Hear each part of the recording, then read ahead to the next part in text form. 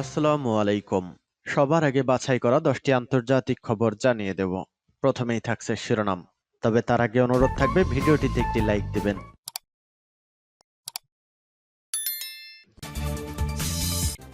হাতে আসা আন্তর্জাতিক গুরুত্বপূর্ণ সংবাদসমূহ। প্রথমে শিরোনাম। গাজার প্রতি সমর্থন জানিয়ে ইসরায়েলি ঘাঁটিতে আবারও ইরাকি প্রতিরোধ যোদ্ধাদের হামলা। এরপর জানিয়ে দিব মিয়ানমারের বিদ্রোহীদের হাতে অত্যাধুনিক কামিকাজি ড্রোন, হতবাক জান্তা সরকার। জানিয়ে দিব ইসরায়েলি সেনা প্রত্যাহার, দক্ষিণ গাজায় ফিরতে শুরু করেছে ফিলিস্তিনিরা।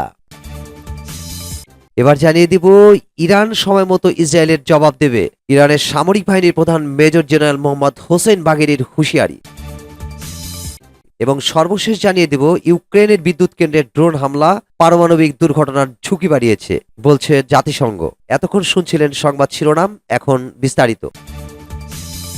ইসরায়েলিতে আবারও ইরাকি প্রতিরোধ যোদ্ধাদের হামলা, গাজার প্রতি সমর্থন। ফিলিস্তিনের অবরুদ্ধ গাজা উপত্যকার উপর ইহুদিবাদী ইসরায়েল যে বর্বর আগ্রাসন ও গণহত্যা চালাচ্ছে তার প্রতিবাদে ইরাকের ইসলামী প্রতিরোধ আন্দোলনের যোদ্ধারা আবারও ইসরায়েলের সামরিক ব্যারাক ও ঘাঁটিতে হামলা চালিয়েছে। ইরাকের প্রতিরোধ যোদ্ধারা জানিয়েছে তারা ইহুদিবাদী ইসরায়েলের ভেতরে গতকাল 3টি অভিযান চালিয়েছে, যাতে 2টি ব্যারাক এবং একটি সামরিক ঘাঁটিকে লক্ষ্যবস্তু করা হয়। গতকাল এবং আজ সকালে ইরাকের প্রতিরোধ আন্দোলনগুলোর জোট পপুলার মোবিলাইজেশন ইউনিট বা পিএমইউ আলাদা 3টি বিবৃতিতে এসব হামলার খবর দিয়েছে। বিবৃতিতে বলা হয়েছে অধিকৃত গোলান মালভূমি এবং ইসরায়েলের অন্য অঞ্চলে এসব হামলা চালানো হয়। প্রথম বিবৃতিতে বলা হয়েছে অধিকৃত গোলান মালভূমির পশ্চিমাঞ্চলে ইয়ার্ডেন ব্যারাকে ড্রোনের সাহায্যে আঘাত আনা হয়। দ্বিতীয় বিবৃতিতে বলা হয়েছে অধিকৃত আরব ভূখণ্ডের ইয়োনাতান ব্যারাকে পরবর্তী হামলা চালানো হয়। আর তৃতীয় হামলা চালানো হয়েছে অধিকৃত ফিলিস্তিনি ভূখণ্ডের লেক তিবারিয়াসের উত্তরে এলিফালিত সামরিক ঘাঁটিতে। এই হামলায় ইরাকের প্রতিরোধ যোদ্ধারা ড্রোন ব্যবহার করেছে বলে বিবৃতিতে উল্লেখ করা হয়। পিএমইউ এই বিবৃতিতে জানিয়েছে ইহুদিবাদী ইসরায়েলের বর্বর আগ্রাসন বন্ধ না হওয়া পর্যন্ত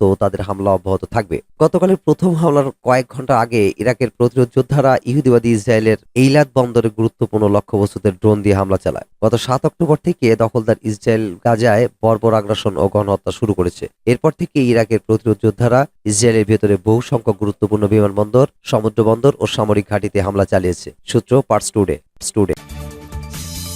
বিদ্রোহে অত্যাধুনিক কামিকাজি ড্রোন, হতবাক জান্তা সরকার। মিয়ানমারের বিদ্রোহী গোষ্ঠীর হাতে এখন অত্যাধুনিক প্রযুক্তির কামিকাজি ড্রোন, যা দেখে রীতিমতো হতবাক জান্তা সরকার। সম্প্রতি দেশটির রাজধানীতেই সরকারের শীর্ষ নেতাদের বাসভবন, সেনা সদর দপ্তর এবং সামরিক ঘাঁটি লক্ষ্য করে ড্রোন হামলা চালানো হয়। বিশ্লেষকরা বলছেন এবার রাজধানীর নিয়ন্ত্রণ নিতেই একযোগে এই হামলা চালায় বিদ্রোহীরা। বিদ্রোহী গোষ্ঠীগুলোর একের পর এক হামলায় রীতিমতো কোণঠাসা হয়ে পড়েছে মিয়ানমারের জান্তা সরকার। দেশটির বিভিন্ন রাজ্যের গুরুত্বপূর্ণ সব শহর নিয়ন্ত্রণ নেওয়ার পর এবার রাজধানী নেপিদো দখলে নিতে মরিয়া বিদ্রোহীরা।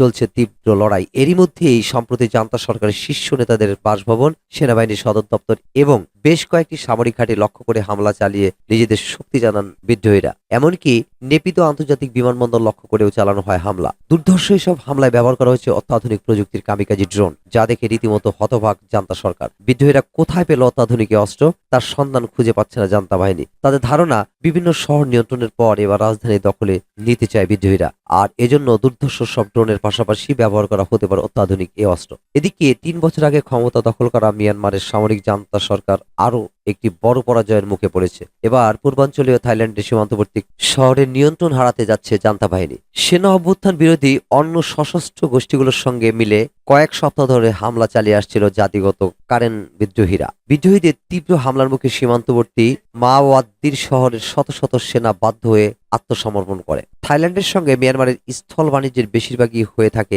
এই শহরের মাধ্যমে। তাই অঞ্চলটির নিয়ন্ত্রণ হারানোর মাধ্যমে জান্তা সরকারের অস্তিত্ব গভীর সংকটে পড়বে বলে মনে করেছেন দেশটির নিরাপত্তা বিশ্লেষক।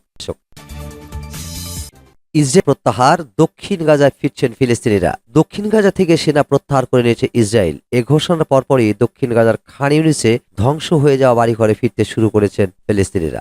সোমবার 8 এপ্রিল এক প্রতিবেদনে এ তথ্য জানিয়েছে বার্তা সংস্থা এএফপি। কয়েক মাস ধরে দক্ষিণ গাজার খান ইউনিস শহরে স্থল অভিযান চালাচ্ছিল ইসরায়েলের সেনাবাহিনী। রোববার 7 এপ্রিল ইসরায়েলের প্রতিরক্ষামন্ত্রী ইয়োব গ্যালান্ট বলেন দক্ষিণ গাজা থেকে সেনা প্রত্যাহার করে নেওয়া হয়েছে। মূলত মিশর সীমান্তবর্তী দক্ষিণাঞ্চলীয় রাফা শহর সহ অন্যান্য স্থানে অভিযানের প্রস্তুতির জন্য এ সিদ্ধান্ত নিয়েছে কর্তৃপক্ষ।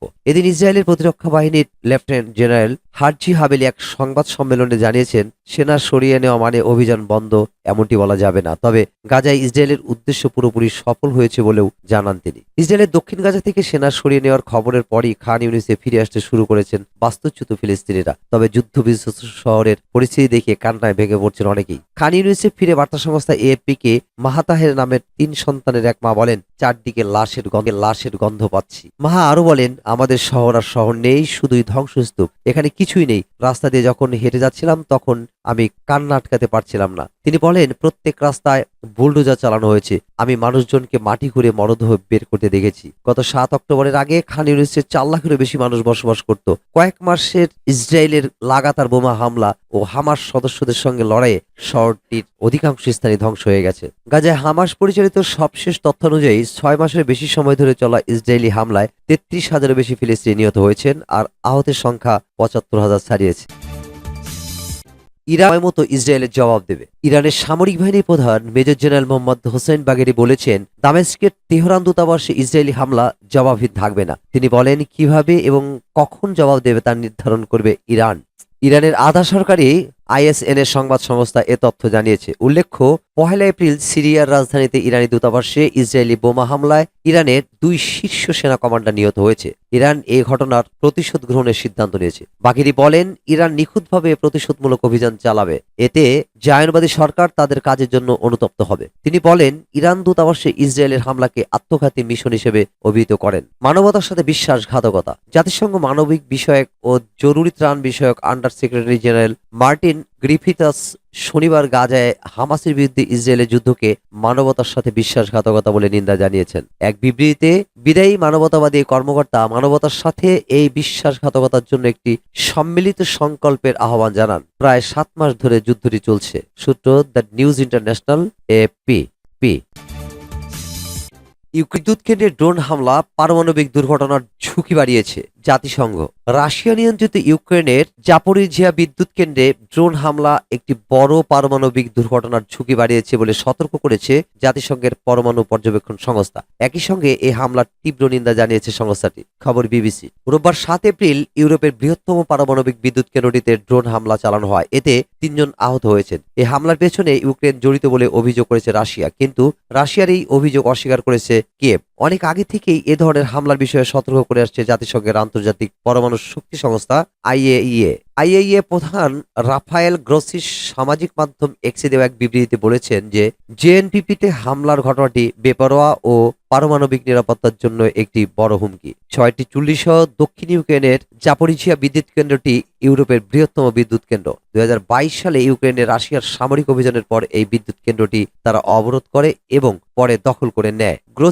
গ্রোসি জানিয়েছেন যে বিদ্যুৎ কেন্দ্রটির প্রধান চুল্লিতে কমপক্ষে 3টি সরাসরি আঘাত লেগেছে। তিনি বলেন, এটি হতে পারে না। পারমাণবিক স্থাপনাগুলোতে হামলা করে কেউ লাভবান বা রাজনৈতিক সুবিধা পেতে পারে না। 2022 সালের নভেম্বরের পর এটি প্রথম হামলার ঘটনা।